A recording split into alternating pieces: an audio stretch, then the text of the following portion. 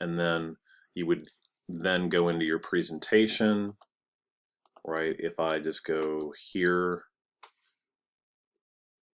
and let's look at Africa since we were looking at that.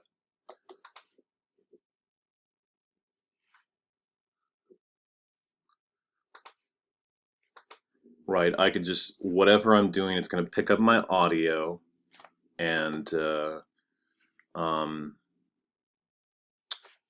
unless you have a video editor, you're going to want to think about like not getting right to the presentation. If there's a little bit of navigating, that's fine, but not too much time in between starting the record and doing the presentation, because you're not going to be able to edit it. That's going to be one problem. Um, so we would have, you'd have your presentation. You might start with present. And you would talk about your presentation. This is a conical tower. What you'll talk about in your particular thing, the artist and artwork that you've chosen, right?